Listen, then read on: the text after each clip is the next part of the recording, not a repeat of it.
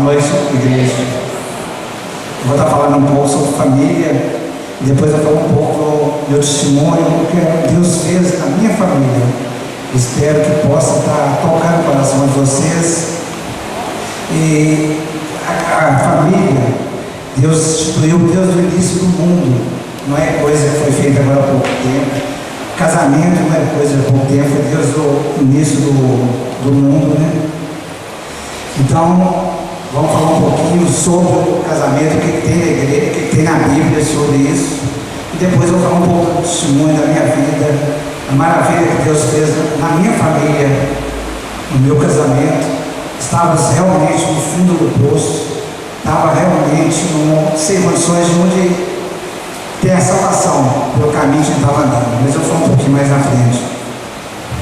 No Salmo 127, ele já fala que Deus, se não tiver no comando nosso, nós não conseguimos fazer nada. Então vamos depender tudo na nossa vida de Deus. Vamos buscar, vamos entregar nossa vida cada vez mais na mão dele. E a família foi o maior patrimônio que Deus nos deu. Seja ela entre um casal de mulher e marido, com filhos, ou seja você como filhos com os pais, não importa qual o sentido, mas a família é o maior patrimônio que nós temos e devemos procurar manter esse casamento, custe o que custar. Eu vou falar mais na frente sobre o meu, como eu já falei, para vocês verem o que Deus fez realmente no meu casamento. Deus, no início, como eu falei, em Gênesis 2, Deus já fala que criou o homem, depois ele viu que não era bom ficar só, criou a mulher para ser uma auxiliadora idônea. Então, Deus no início, Deus constituiu a família. E hoje o mundo tem buscado distorcer, acabar realmente com a família. As mídias, os governos, as entidades teriam que estar apoiando, fazendo com que a família venha crescer, venha ser reforçada pela palavra de Deus.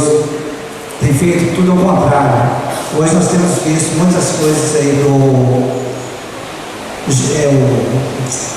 casamento de homem com homem, mulher com mulher. Isso é realmente tudo contra a palavra de Deus. Esse Deus não agrada sobre isso. Na Bíblia, sobre o casamento, do princípio ao fim, uma pesquisa que foi feita, é o que eu tenho aqui, que fala das palavras sobre casamento, casado, marido e mulher, tem em torno de 500 versículos.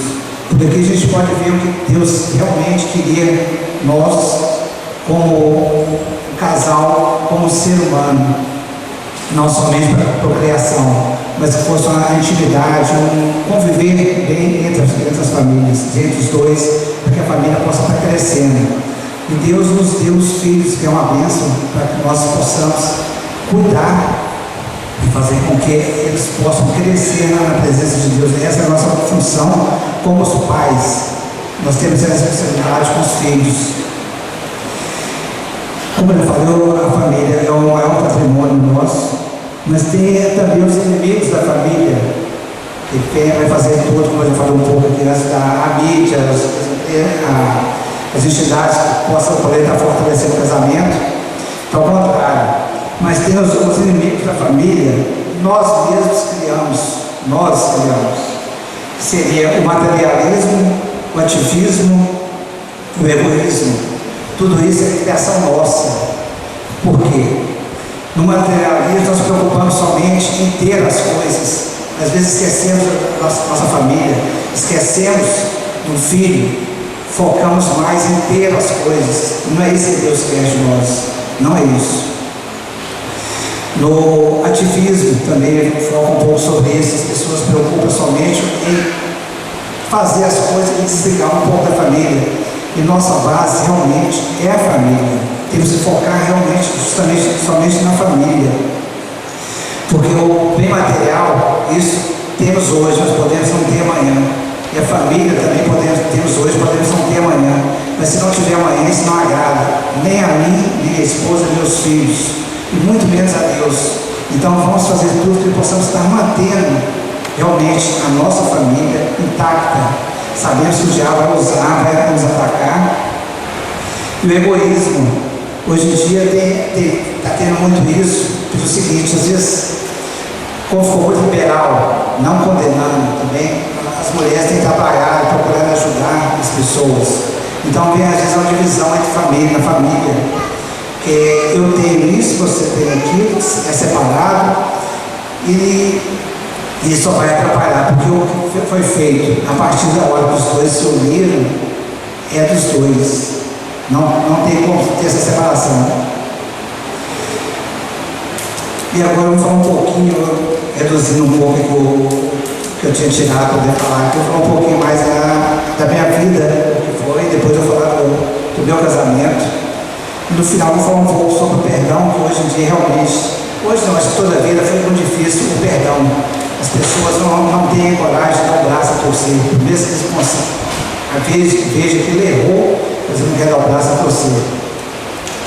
Como eu falei, o que Deus fez foi maravilhas na minha família. Deixa eu ver bem? Não, estou vendo a esposa dela. Eu vim do lar católico, realmente, com títulos, simplesmente, que não era de frequentar muita igreja. E nesse período a gente vai estar afastado um pouco de Deus. Eu fui para o lado do Espiritismo. E no Espiritismo eu procurei fazer as coisas achando que estava agradando a Deus, e não agrada. Sabemos que totalmente, essa palavra realmente nos mostra tudo isso. Queira você ou não, a palavra nos mostra. Tem base que não tem fundamento. Mesmo o kardecista, que é um que está mais focado um pouco com a palavra, mas está totalmente distorcida. Então eu fui para o kardecismo também, frequentei um banda, frequentei o candomblé, tive incorporação, então são rituais de trabalho para prejudicar ninguém. Mas nesse tempo que eu tive essa incorporação, eu não sei o que foi feito, porque eu não sei o tempo, não sei o que foi feito, então a gente perde consciência disso. Mas Deus, graças a Deus, eu acho que nesse período que eu estava nesse caminho, o meu coração estava realmente voltado para Ele. O Deus que eu tenho hoje é o Deus que eu acreditava naquela época, apesar do caminho que eu estava seguindo.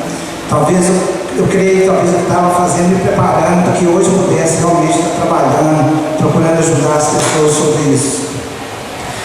Hoje eu trabalho com um pouco da internet, com evangelização, eu tenho um site, tenho feito o que eu posso, pelo que eu já aprendi, e estou aí para ajudar quem for preciso.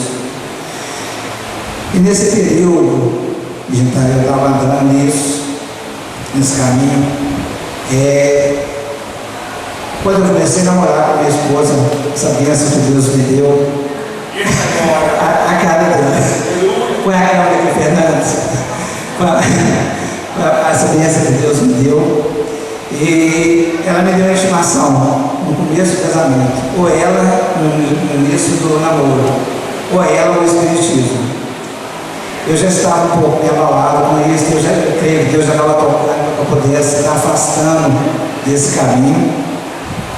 Eu abandonei o espiritismo, mas continuei sem a presença de Deus. Isso foi em 94, eu só vinha ter a conversão, o encontro com Jesus, realmente foi em 2006, foram 12 anos nessa situação, apesar que não mudou muito. Eu estar lá e estar fora. Mas um fato que aconteceu, quando eu abandonei, isso mudou pelo lado negativo a minha vida. Pelo seguinte, as pessoas têm costume de conversar uma com a outra quando tem filhas de banco, demora um pouquinho. Mãe foi receber o pagamento, estava na frente, uma senhora do nada começou a conversar com ela e falou com ela. Eu falo do nada porque não tinha assunto para isso. Falou com ela que quando a gente afasta do centro, a gente tem que voltar e pedir permissão para sair. Aí foi que a vida complicou. Mas graças a Deus, Deus trabalhou no controle sobre tudo isso. Eu falei com uma voz claramente, como eu estou falando aqui agora, eu falei, eu não volto, faça o que você quiser, comigo e com a minha família. Quer dizer, então para isso foi um desafio muito grande que eu pus com o diabo. Quer dizer, antes quando eu estava fora, não fazia diferença nenhuma. Quando eu desafiei, aí complica mais as coisas. Porque, como a gente não gosta de falar, eu tentei falar quem é ele para me afrontar. E realmente foram 12 anos de complicado a minha vida. Continuamos nesse caminho, o casamento veio um ano depois. Fomos caminhando durante esse período até a nossa conversão. E nesse período foi, como a minha esposa mesmo fala, o adultério não é só a traição entre marido e mulher. A partir da hora que você passa a esconder as coisas do parceiro, é um adultério. Então, nesse período, envolvi muito com a agiota.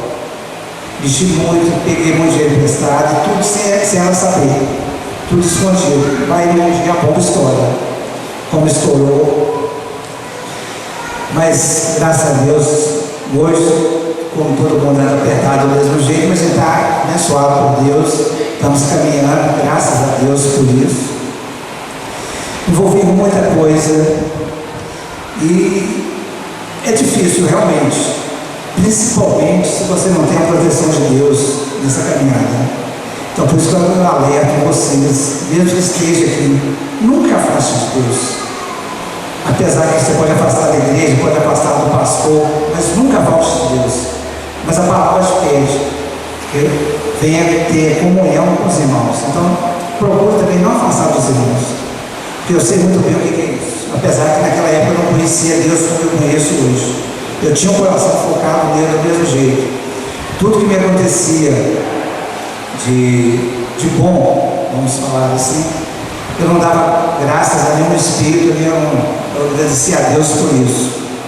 Por isso que eu acho que Ele me preparou esse tempo todo para que eu pudesse estar hoje trabalhando em cima disso. Como eu falei, eu tenho um site hoje, que o pastor sabe, de vez em quando esse debate forte, né?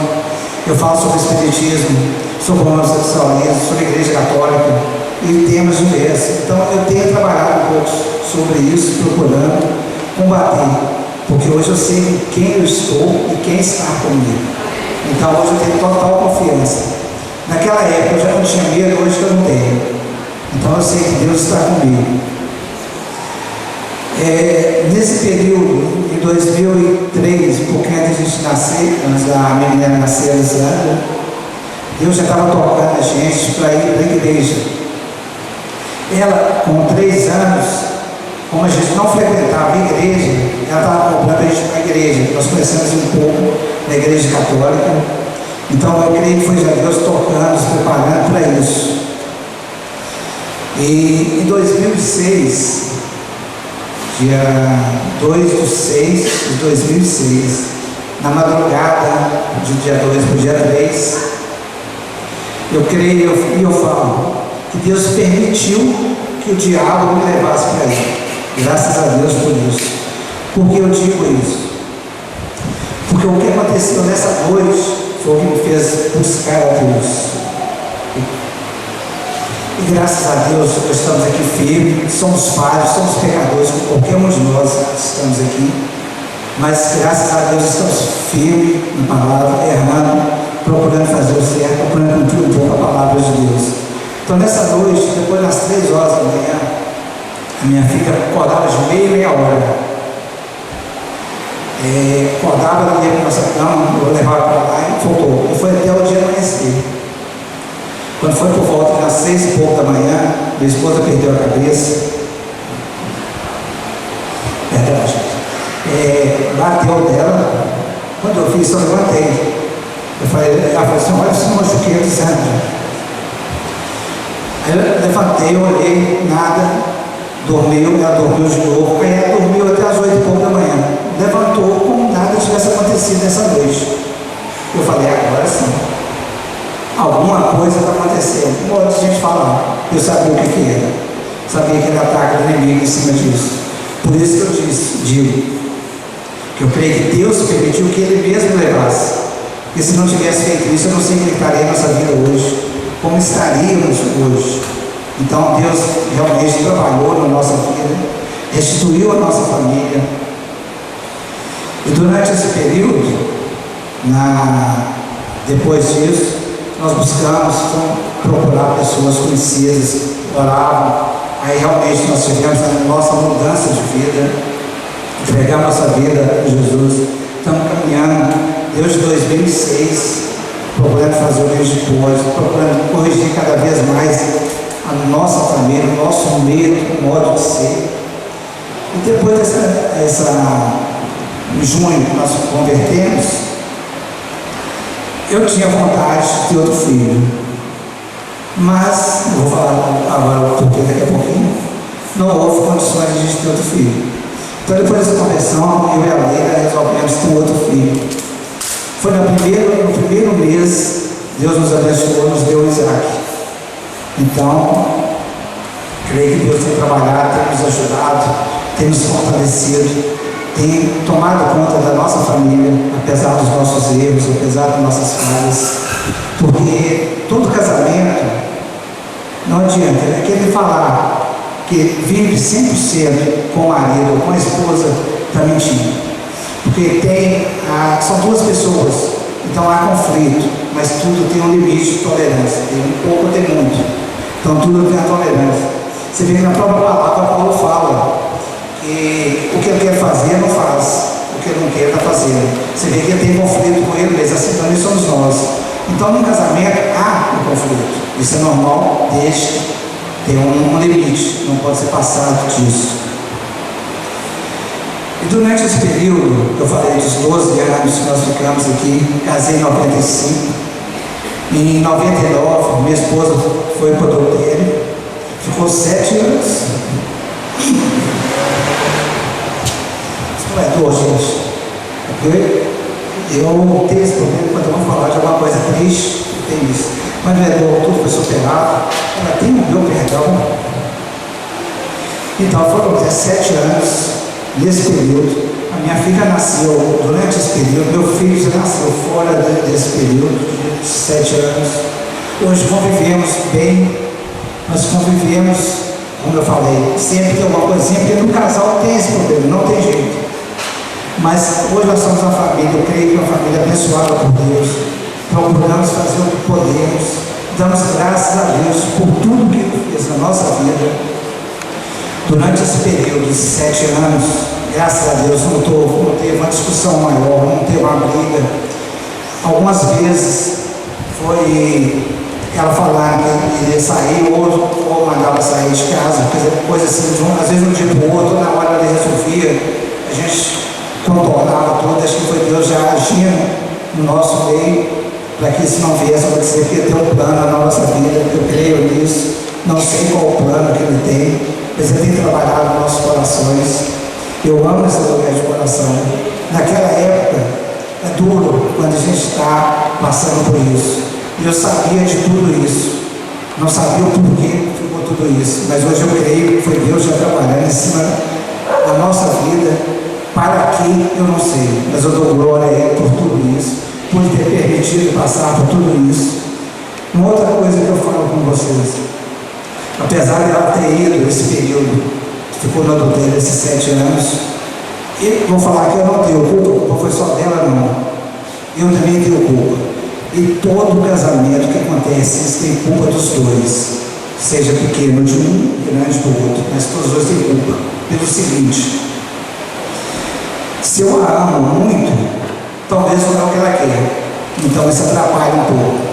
Se eu maltrato, não é o que a pessoa quer também. Então, em tudo tem uma porcentagem do erro do outro. Não se pode culpar só o outro, apontar para o outro, você é culpado. Não tem isso. Pode ser mínimo, pode ser 99% de um, 1% do outro. Um tem culpa tanto quanto o outro. Porcentagens diferentes. Hoje, quando eu falo, eu já falei, eu amo essa mulher. E quero conviver com ela até o fim do nosso tempo. Deus sabe o dia que vai nos tirar, vai nos levar para lá.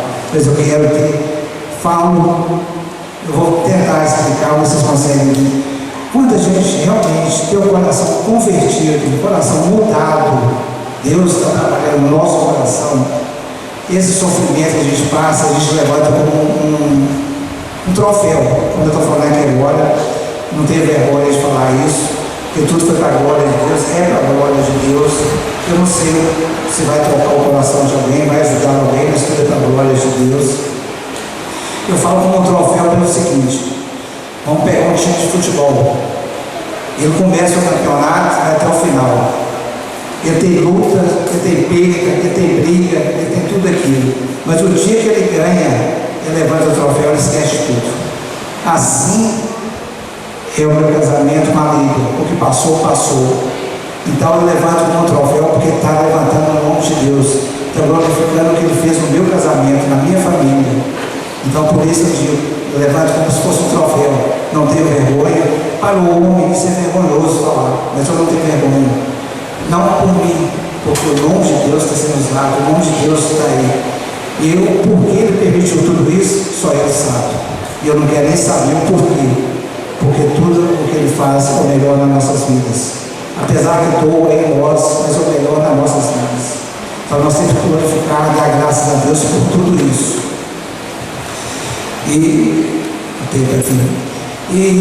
Como eu falei, tudo nós temos que fazer, nós temos que ter o perdão.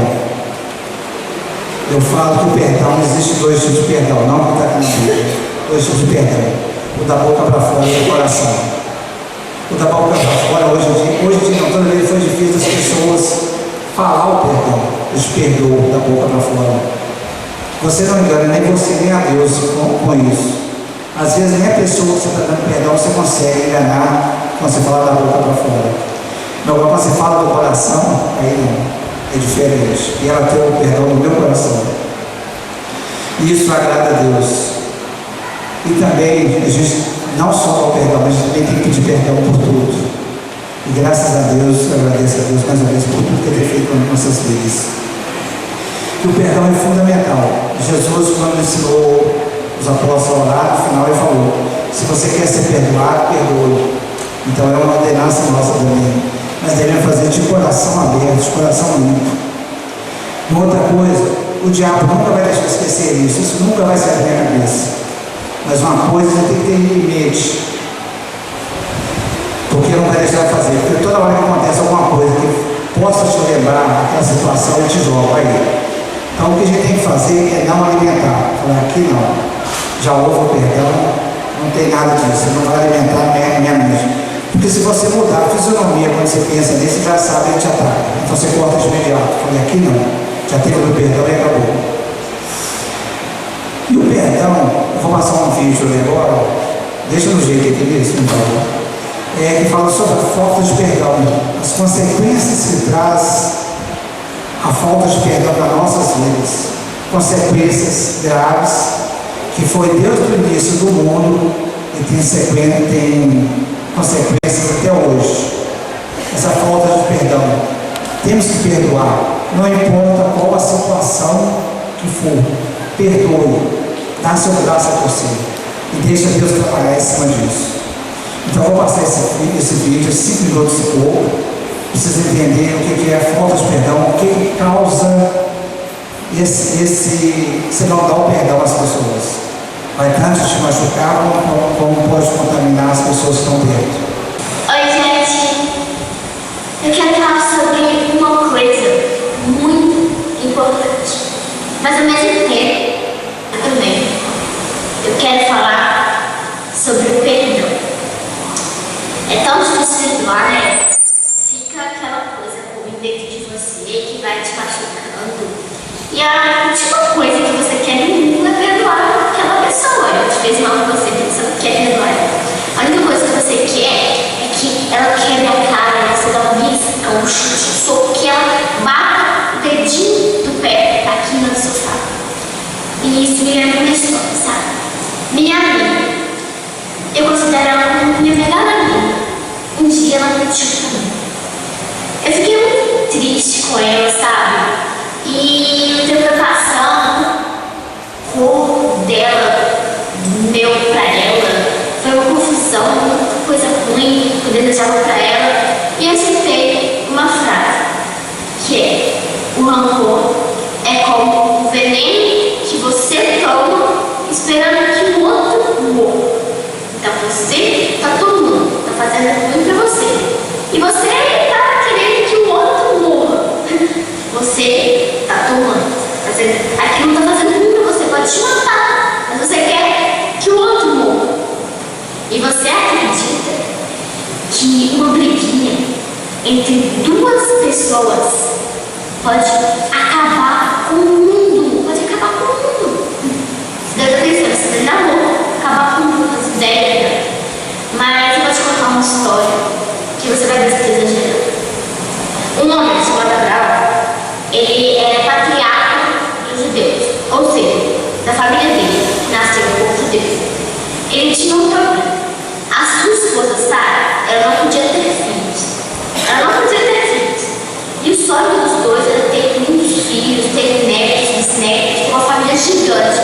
Só que tadinha, né? Ela não podia ter filhos. E Abraão, ele tinha esse sonho mesmo, sabe, de ter filhos. E Sara, sua esposa, ela permitiu que Abraão tivesse um filho com a sua criada Agar. Então Abraão e Sara foram casados. Ele permitiu que a Sara permitiu que Abraão tivesse um filho com a sua criada Agar. E assim nasceu Ismael. E o tempo passou e Sara também teve um filho que nasceu Isaac. E o tempo foi passando, Agar começou a desprezar Sara, Ismael começou a brigar com Isaac. Uma confusão dentro de família, de duas mulheres, de duas crianças. E só que Sara ficava muito incomodada com isso. E ela chegou para Abraão e falou assim: isso não dá, você manda eles para fora de casa. E foi isso que Abraão fez. Abraão expulsou eles de casa. E eles quase passaram fome, eles quase morreram de fome, de sede. Mas eles conseguiram sobreviver. E de Ismael nasceu o povo ismaelita, que são os árabes. E o povo judeu e os árabes são o quê? Eles se odeiam, são inimigos mortais. As crianças árabes amarram bombas nelas mesmas para explodir lá no território dos judeus e matar eles. Lembra que eles estão do povo? É tipo isso. As crianças amarram o povo todo para matar o outro. Ela está se prejudicando, mas quer que o outro seja prejudicado. Os judeus também ficam para trás, não. Eles chegam metade, todo mundo, metade da mãe, metade da tia, metade do filho, bebê, quase todo mundo. Não está nem aí quem quer. Eles não ficam para trás também. Tá vendo? Como eu não estava exagerando quando eu falei, uma simples briguinha entre duas pessoas. Se foram duas mulheres, dois irmãos, podem acabar com o mundo. E a falta de perdão e o rancor são tão ruins que Jesus, depois que ele terminou o Pai Nosso, ele falou: se perdoar ao seu próximo, Deus perdoará você. Mas se você não perdoar ao seu próximo, Deus também não vai se perdoar. Então não fique parado aí não, olhando mundo, sendo destruído por pessoas. Perdoa alguém que te fez mal. Eu não preciso perdoar. Você precisa perdoar. Todo mundo precisa perdoar. Assim que a gente vai ter o mundo que a gente sonha. Viu que a falta de perdão que pode causar na vida de uma pessoa. Você vê que Deus do início já tem esse problema e está continuando até hoje. Então não deixe de perdoar, não deixe de pedir perdão. Dê. Vem cá, meu bem. Você não precisa disso, então. Você é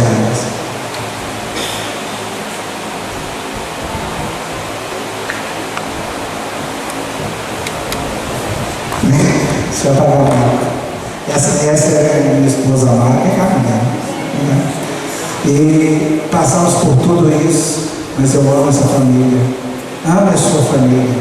Entregue ela na mão de Deus. Faça tudo, apesar que o mundo, a mídia ou o que for, possa estar falando o contrário. Ame a sua família. E mais uma vez, meu amor, te perdoo. Pronto. E perdoe a Deus. Amém.